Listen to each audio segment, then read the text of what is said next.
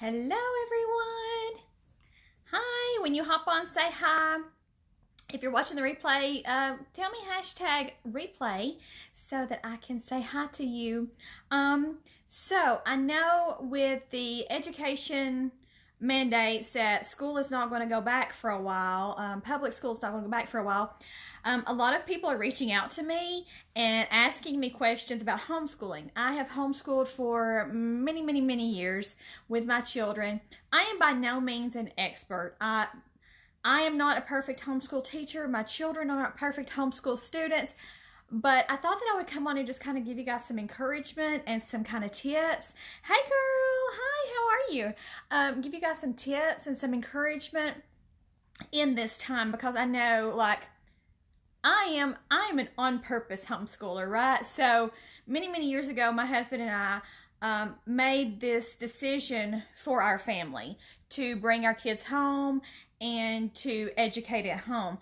We do it right now because it really works for us. If at some point it does no longer work for my family, it doesn't work for my children, then I will look into other options. I will look into other educational options. Hi guys, but right now we really love it. Like I said, we've done it for many years. Hey Becca, sorry to hear you're sick, darling. Hope you feel better soon. So the first thing I want to talk to you about is not really homeschooling related, but I want to show you my shirt. See, it says no more 1 and 4. I want to just talk to you just a minute and encourage you to go look at defendinnocence.org. With so many children home right now, the prevalence of childhood abuse is going to go up, okay? So 1 in 4 girls are sexually abused before the age of 18, and it's like 1 in 5 boys, okay? So I just defendinnocence.org is about education and stopping that. And so I just want to encourage everybody to go look at that, okay? Hey guys. Hey, how are you? Okay, so let's talk about schooling at home. Let's talk about education at home, okay? So first of all, I want to say that my thoughts are with all of you all, okay? My thoughts are with all of you all. I know how scary it can be to think, oh my gosh, I'm in charge of these children's education. If they grow up to be stupid, it's my fault. First thing I want to say is relax. Just relax, okay? Take a deep breath. Just take a deep breath, okay? This is only for a period, okay? This is only for a little while. And you guys can do this. You can do this if you are at home full time, if you're working outside of the home, still yet, if you are working from home, like I do, you can do this, okay? A lot of people are scared that you are not, that they're not qualified to educate their children. You are qualified. You are qualified, okay? And just to speak a little bit, God gave these children, your children, to you, whether he gave them to you through your womb or he gave them to you through adoption or, you know, other means. God placed them in your life. You are the perfect parent for them, right? You are meant to be their parent. You taught them to walk, didn't you? You taught them to talk, didn't you? Right? You taught them how to use a fork and a spoon, right? Okay, so you can do this. You're qualified. You're qualified to do this, all right? And so I just want you to remember that, okay? Because I know lots of times, like I have a high schooler. And she is doing math that I'm not a math brain. I'm not a math brain. I've never been a math brain. And so lots of times I'll find myself feeling a little overwhelmed. But you know what? With the internet now, what? I mean, when we started homeschooling, it was nothing like it is now. There were not the resources that are available now. Guys, Google is your friend. Google is your friend. YouTube is your friend. Teachers are putting out fantastic content right now. They are really working hard to help keep parents sane and to help keep children caught up with where they need to be, all right? Another thing I want to say is you're not going to ruin their education. You're not going to ruin it. I promise. This is just for this is for a short time. This is for a short time. You are not going to undo all of their education, and you're not going to ruin them. You're not going to ruin them. You're not. You're not. We all know if who has came through the school system, the public school system or the private school system or homeschool, and you know that the last few months before summer break, there's not a lot of new information that's going in here, right? A lot of it's review. A lot of it is preparing for testing right now. And so just calm down, because you're not going to ruin them. You're not going to ruin their education. They're not going to turn stupid because of you. It's going to be fine. It's going to be fine. I promise it's going to be fine.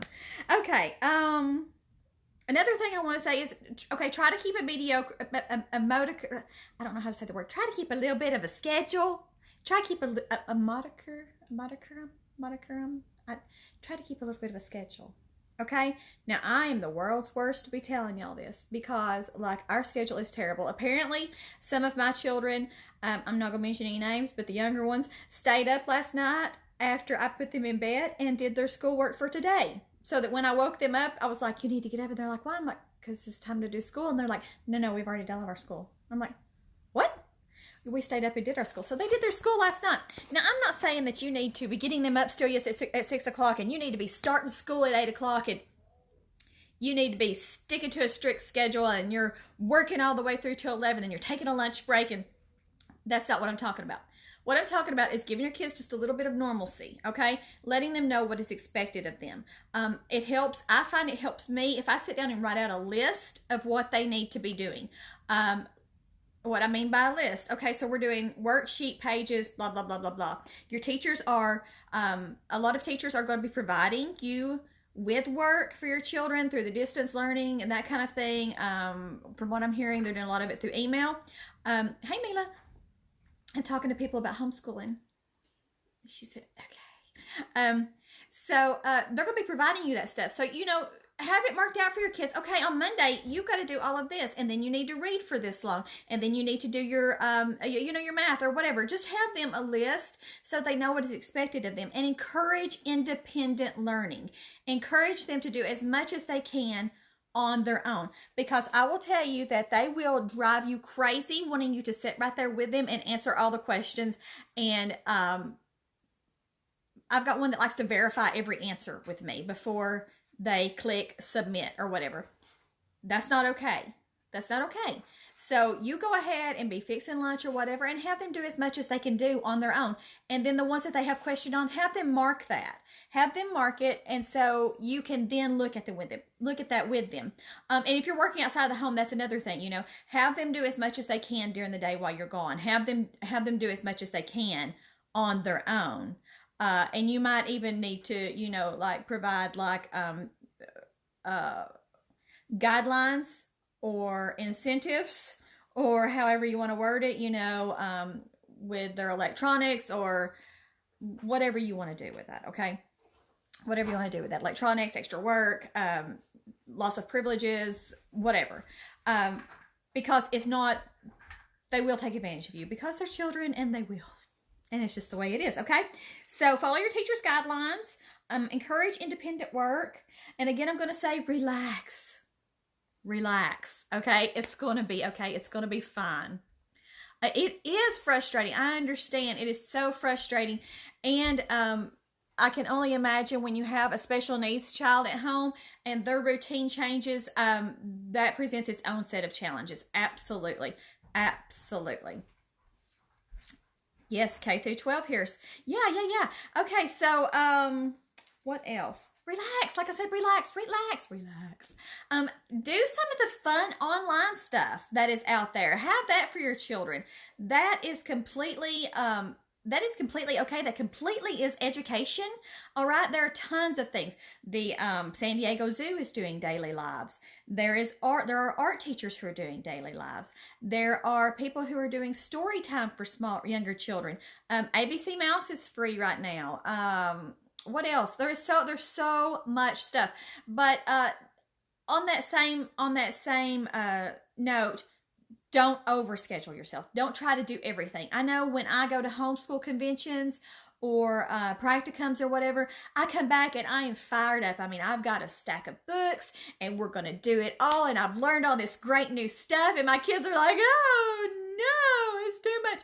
And it is too much. It is too much. So just pick your very, very favorite things and try different things. Don't be afraid to drop something and pick up something else. That is totally allowed, and that is absolutely okay. Like I said, there are a lot of great Netflix. There are a lot of great Netflix documentaries. There are a lot of great YouTube documentaries. There are a lot of Amazon's got a lot of documentaries. Documentaries are great and they're educational, and it's something new for your kids. Games are an absolute amazing way to get math in. Do games with them. There's so many different things that you can do as far as that. And then I want to encourage you to play. Like I said, games are great. You can buy dice and use dice for math. That's so much fun. We do that a lot in Classical Conversations. There's lots of different math games that you can do. And just Google it. Pinterest is a wealth of information. So Crystal says she's got K2 in 2nd grade, 4th grade, and 6th grade. Yeah, babe, I feel you. And probably having that one in kindergarten is your biggest challenge, right? Because they're like over here destroying everything while the other ones are trying to get them doing their work. I completely understand. I have 5th, 6th, and a sophomore right now. So I have been where you're at. I totally get it. The best thing to do with that little one is, and I know they are super hard to keep busy. They are so hard because they're fast, right? You're like, oh, I've got the worksheets for him. They're going to color them, and then he's going to write his letters, and then they go, I'm done, right? So busy boxes, Google busy boxes. Those are amazing for little kids like that. Beans are great for math. Yes, and that's a very sensory, textile kind of thing that they can use. You can bury little things in the beans. You can bury their letters in the beans, like the magnetic letters and numbers, and make them find them. So many different things. Play-Doh, and make them shape out letters on Play-Doh. So many different ideas. Okay. One of my most important things I want to say is read. Read to your children. If you can make some time at the end of your day. I know you're tired and you've worked all day, or you've educated them all day, or you've been, like I said, outside the home working all day and you're exhausted. If you can read to them, that is fantastic. Audible is free for kids right now.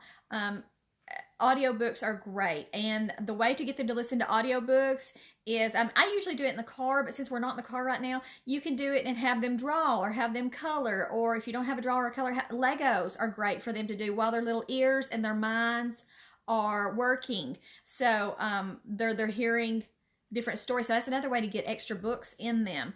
And you know, I don't know if you guys know this, but there's a lot of studies that you learn differently and you retain information differently if it's read to you versus if you read it yourself. So to work both of those ways just helps their little brains so much, and it will help you as a mama also. I listen to tons of books because, like, I don't have time to just sit and read all of the books I want to read. So Audible, listening to books. And then the last thing I want to say to you guys is enjoy this time with your kids. Is it stressful? Yes, it is stressful right now. The world is in a crazy place. But I want to encourage you to enjoy your children, right? Our children are only little for a little while, and they are only loaned to us for a little while, right? And we get just a limited amount of time with them. So I want you just to step back and just look at the big picture and enjoy your children, right? Like I said, you're not going to mess them up. I want you to relax during this time of worrying about their education. I want you to just be with them and have fun with it. I hope that this helped a little bit. I just wanted to be encouraging to y'all that you're going to get through it, and it's going to be okay, and you're not going to mess your kiddos up. I promise.